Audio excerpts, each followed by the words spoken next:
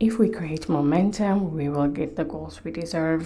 በኃይልና በራስ መተማመን የምንጫወት ከሆነ እድሎችም ጎሎችም ይመጣሉ በማለት ነው ጄሚ ካራገር፣ ሮይ ኪን እና ማይካ ሪቻርድስ ሲነጋገሩ የነበረው። ከተነጋገሩባቸው ነጥቦች መካከል አንዱ የአርሰናል ወይም የዚህ ቡድን ትላንትና የነበረው ኃይልና በራስ መተማመን፣ ከዛ በተጨማሪ ደግሞ ስለ ስነ ልቦናቸው ያለበትን ሁኔታ ነው። እናም አርሰናሎች በኃይል ተጫውተዋል፣ በራስ መተማመን ነበራቸው ወይ የሚለው ላይ ሲነጋገሩ አብዛኞቹ የተስማሙበት ነገር አይ የሚል ነው። ምክንያቱም አርሰናሎች ላክድ እርጀንሲ፣ በቃ አርሰናሎች ነገሮችን ቶሎ ለማድረግ በተለይ በመጀመሪያው አጋማሽ ላይ አልታዩም። በኃይል ሲጫወቱ አልተመለከትናቸውም። በራስ መተማመን ያላቸው አይመስሉም ነበረ። ማንቸስተር ሲቲዎችን ነበር ሲያዩ ነበረው በማለት አስተያየታቸውን ሰጥተዋል። እና ጭራሽ የጎል ዕድል ከመፍጠር ጨዋታውን ወደ ራሳቸው በሚፈልጉት መልኩ ከመጫወት ይልቅ ጨዋታው እነሱ እንደሚፈልጉት መልኩ እንዲመጣ ሲጠብቁ ነበር በማለት ተናግሯል። ሁለተኛ የተነጋገሩበት ነጥብ ምንድን ነው? የቡድን አመራረጥና ስልት ላይ ነው። ስለዚህ ለምሳሌ በእነሱ ያልተስማሙበት አንዱ ነገር ምንድን ነው? ያው ትሮሳርድ የመጀመሪያ ተሰላፊ መሆኑን ነው ሂ ስታርትድ። ስለዚህ ያ ጥያቄ አሳድሯል። ከዛ በተጨማሪ ደግሞ የሳካ ወደ ሜዳ መመለስ ነው። ቡካዮ ሳካ ከጉዳት ባይመለስሽ ብለው ሲነጋገሩ ነበረ። ስለዚህ እነሱ ምንድን ነው ያሉት? አርቴታ ነገሮችን በቃ በጣም አወሳስቦ ነው የሚያየው እና የራሱን ቡድን ከማመን ይልቅ የተቀናቃኝ ቡድኑ ምን አደረገ የሚለው ነገር ላይ አተኩሮ በተቀናቃኝ ቡድኑ መሰረት ነው ለመጫወት የሚሄደው እና ጭራሽ ምንድን ነው ያሉት? አርሰናል ሃድ ደ ሃንድ ብሬክ ኦን በማለት ነው የተናገሩት። እነሱ ጭራሽ በጣም በጥንቃቄ ሲጫወቱ ነበረ። ምንም አይነት ሪስክ ወይም ደግሞ ምንም አይነት የሆነ ዋጋ ሊያስከፍላቸው የሚችል ነገር ሲያደርጉ አልተመለከተም። አርሰናሎች እንደ ኃይለኝነታቸው ወይም ኃይለኛ መሆን የሚችሉትን ያህል ኃይለኛ ሲሆኑ አልተመለከትናቸውም በማለት ነው የተናገሩት። እና ጭራሽ አሁን ከስልት አንጻር ፔፕ ጋርዲዮላ እሱ ቀድሞ ታክቲክሊ ወይም ደግሞ ስልቶቹን ቀድሞ ሁል ጊዜ ከሌላው ቀድሞ በተሻለ ሁኔታ የሚያስብ ነው። አርቴታ ደግሞ በራሱ ሳይሆን በተቀናቃኝ ቡድን መሰረት ምንድነው ሪያክት የሚያደርግ ወይም በዛ መሰረት ውሳኔዎችን የሚወስን ነው ብለው ሲወቅሱት ነበረ። እና ያ የሚያሳዝነው ነገር ትናንትና አርሰናሎች አለማሸነፋቸው የሚያሳዝን ነገር ነው። ምክንያቱም እነሱ የማሸነፍ ስኳድ የሚያሸንፍ ስኳድ አላቸው ወይም የተጫዋች ስብስብ አላቸው። ነገር ግን ያንን ስኳድ ወይም የተጫዋች ስብስብ ተጠቅመው ሲያሸንፉ ሁል ጊዜ እየተመለከትናቸው አይደለም ብለዋል። በቀጣያው የተነጋገሩበት ነጥብ ተቀራራቢ ነው አሁን ካልኩት ጋር። ለምሳሌ የመጀመሪያውን ሀፍ ስለ ጨዋታው ማኔጅመንት ወይም ደግሞ ሪስክ ቴኪንግ ነበር ሲነጋገሩ የነበረው ነው። የመጀመሪያውን ግማሽ እንደ ዌስት ወይም እንደ ብክነት አድርገው ነበረ ዲስክራይብ ሲያደርጉ ወይም ሲገልጹ የነበረው እና ትላንትና ሲቲ ከበፊቱ አንጻር ደካማ ነበረ። የሲቲን ደካማነት አልተጠቀሙትም በማለት ነው የገለጹት። እና ጭራሽ አርቴታ ነገሮችን አስቦ ካልኩሌት አድርጎ ከማድረግ ይልቅ በቃ እሱ ሴፍ ወደ ሆነው ወደ መከላከሉ ሲያመዝን ብቻ ነበር ብለዋል። እና ለምሳሌ ጋምብለርስ ያሏቸው አሉ፣ ልክ ቁማርተኞች እንደማለት ነው። ስለዚህ ቁማርተኞች ወይም ጋምብለርስ የሚሏቸው ለምሳሌ ልክ እንደ ሰር አሌክስ ፈርጉሰን እና እንደ ብራያን ክሎፕን አንስተዋል። አርቴታ ጭራሽ እሱ ጥንቅቅ ብሎ በቃ ለመጫወት ይሄ ጥጉን ይዞ ለመጫወት የሚሞክር አሰልጣኝ ነው ብለዋል። ስለዚህ ጥሩ ማኔጀሮች ካልኩሌትድ ጋምብለርስ ናቸው። ያው ዝም ብለው ጥንቃቄ ጎደላቸው ሳይሆኑ ቀድመው ነገሮችን የሚያስቡ፣ ስለዚህ ይሄ ቢሆን ይሄ ብለው በደንብ የሚያቅዱ አሰልጣኞች ናቸው በማለት እሱን ሲወቅሱት ነበረ። ከዛ የአርሰናል ተቀያሪ ወንበር ላይ ገብቶ ያው ማርቲኔሊ ነው ሲያወሩ የነበረው። እሱ የሚያሳየን ምንድን ነው? ብቃቱ አርሰናል ቤት አለ። ነገር ግን ይህንን ብቃት በትክክለኛው ሰዓት ላይ አርሰናል እየተጠቀሙ እንዳልሆነ ተናግረዋል። ስለዚህ ከሌሎች ቡድኖችና ከሌሎች አሰልጣኞች ጋር በድጋሚ ሲያነጻጽሩት ነበረ። ለምሳሌ ያህል ጨዋታውን ለማግኘት ወይም ጨዋታውን ለመያዝ የምትታገል ከሆነ ወጣት ተጫዋቾችን የምታስገባው፣ ምክንያቱም ጉልበት ስላላቸው በደንብ መሮጥ ስለሚችሉ። ለምሳሌ አርሰናሎች በጣም ኃይለኞችና ደፋሮች ናቸው በተለይ በጨዋታ በሚበለጡበት ጊዜ በማለት ተናግሯል። የጆዜ ሞሪኖን የጨዋታ ስልት ሲያነሱት ነበረ እና ይህንን ያነሱበት ምክንያት ምንድን ነው? በቃ ስለ ተቀናቃኝ ቡድን በጣም አርቴታ ከማሰቡ የተነሳ ነው።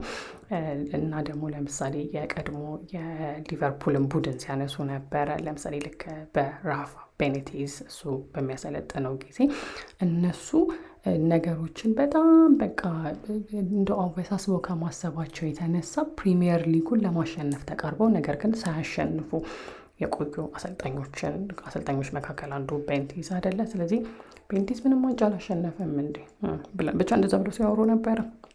እና ያው ቀጣይ ያወሩበት ሀሳብ ቢኖር የአርሰናል የስኳዱ ጥራት ነው ወይም የስኳዱ ስብስብ ነው። ስለዚህ አርሰናሎች በፕሪሚየር ሊግ ውስጥ ምርጥ ከሚባል የተጫዋች ስብስብ ካላቸው ቡድኖች መካከል አንዱ መሆኑን ተናግረዋል። እናም አርሰናል ቤት ያለ የትኛውም ተጫዋች በአውሮፓ ላይ ካለ የትኛውም ምርጥ ቡድን ጋር የሚነጻጸር ነው። ከዛ ግን ቡድኑ ውስጥ ያለው እምነትና ኃይለኝነት ይህ የእነሱን የተጫዋች ስብስብ አሪፍ ናቸው ብለን የምናወራውን ነገር ለመደገፍ እሱ ይጎላል በማለት ተናግረዋል። እና በጣም ር ክሎስ ቱ ቢንግ ሪሊ ስፔሻል ነው ያሉት። በጣም ምርጥ ወይም በጣም የተለዩ ቡድኖች ለመሆን በጣም ተቃርበዋል። የፕሪሚየር ሊጉንና የቻምፒየንስ ሊጉን ዋንጫ ለማንሳት ወይም ደግሞ የዛ ተፎካካሪ ለመሆን። ነገር ግን በቃ የትላንቱ ጨዋታ የሚያሳየው እዛ ጋር ገና እንዳልደረሱ ነው ብላ ተናግሯል። ዴክላን ራይስ ከጨዋታው በኋላ በቡድኑ ኩራት እንደተሰማው ተናግሯል ማለት ነው። ነገር ግን ይህን ሲወቅሱት ነበረ። ምክንያቱም እነሱ ምንድን ያሉት ኩራት መምጣት ያለበት ዋንጫ በማሸነፍ ነው እንጂ በጥሩ ፐርፎርማንስ ወይም በጥሩ አቋም ብቻ አይደለም ብለዋል። እናም አርሰናሎች ከራሳቸው ከዚህ የተሻለ ነገር መጠበቅ አለባቸው፣ ከፍ ያለ ነገር ማሰብ አለባቸው ብለዋል። ከማንቸስተር ሲቲ ጋር አቻ ስለወጣን ጭራሽ ደግሞ ከማንቸስተር ሲቲ ጋር አቻ መውጣት ሲሆን ከደካማ ከሆነ ማንቸስተር ሲቲ ጋር አቻ መውጣት የቻምፒየኖች አስተሳሰብ ወይም የቻምፒየኖች አመለካከት አይደለም። ላይ አሸናፊዎች እንደዛ ብለው አይደለም ያስቡት ብለዋል። ስለዚህ እነሱ የፈሩት ነገር ምንድን ነው? ታሪክ ራሱን ሊደገም ይችላል። ያ ምን ማለት ነው? በቃ አርሰናሎች በጣም ተጠንቅቀው ለመጫወት ማሰባቸው ድጋሚ ዋጋ ሊያስከፍላቸው ይችላል። አሁንም ሁለተኛ ሊወጡ ይችላሉ፣ ወይም ባጭሩ ዋንጫውን ላይበሉ ይችላሉ የፕሪሚየር ሊጉን በማለት ነው የተናገሩት። ስለዚህ ያለውን ልዩነት ለማጥበብ እየሞከሩ ያሉ አይመስሉም። ከበፊት ከነበራቸው ነገር መማር አለባቸው በማለት ነው የተናገሩት። ስለዚህ አሁን አርሰናሎች ማሰብ ያለባቸው ነገር ምንድን ነው? ጤናኒት ውሳኔዎቻቸው ወይም ደግሞ ትንሽ ልዩነት ያመጣል ሊያመጡባቸው የሚያስችሏቸውን ነገሮች በደንብ በጥንቃቄ ማሰብ አለባቸው ብለዋል ማለት ነው። እናም ያው ስለዚህ ስለ ድካምና አርሰናሎች ስለነበራቸው እድል ባወሩበት ጊዜ ሲቲዎች ደካማ ነበሩ ወይም ደግሞ they were vulnerable በማለት ነው የተናገሩት። ለአደጋ የተጋለጡ ነበሩ። ለምሳሌ ከትናንቱ ጨዋታ በፊት መሀል ላይ ጨዋታ ሐሙስ ዕለት ይመስለኛል ጨዋታ ነበራቸው አይደለ? ስለዚህ ስለ ልቦናቸውም አእምሯቸውም ደክሞ የመድከም እድሉ ከፍተኛ ነው የማንቸስተር ሲቲዎች እና ያንን አድቫንቴጅ መውሰድ ይችሉ ነበር እና አርሰናሎች ገና ከጅምሩ በኃይለኛ አግሬሲቭሊ ጨዋታውን መጀመር ነበረባቸው። በሜዳቸው ሁለት ኢላማቸውን የጠበቁ ሙከራዎችን ከደካማው ሲቲ ጋር በነበራቸው ጨዋታ ማድረጋቸው ይሄ በቂ አይደለም ብለዋል ማለት ነው። ስለዚህ ሌላ ያነሱት ነገር ምንድን ነው? ተጫዋቾቹ አሰልጣኛቸውን አሁን የሚጠቀመው ስልት አይሰራም ብለው እሱን መፈተን አለባቸው ወይ የሚለው ነው። ስለዚህ ያንን ማድረግ ሮጌን በበኩሉ እኔን ማድረግ አሰልጣኞቼን ማናገር አይጠበቅብኝም ነበር። ምክንያቱም አሰልጣኞቼ ሁል ጊዜ ስለ ማጥቃት ወደፊት ስለመሄድ ላይ አተኮረው ስለሚሰሩ በማለት ተናግሯል። ከዛ ግን ምናልባትም ሲኒየር የሚባሉ ተጫዋቾች ወይም ደግሞ በአርሰናል ቤት ብዙ የቆዩ ተጫዋቾች ምናልባትም እነሱ መናገር እንዳለባቸው ተናግረዋል ማለት ነው። ምናልባት ሌሎች ቡድኖች እየተናገሩ ስላልሆነ።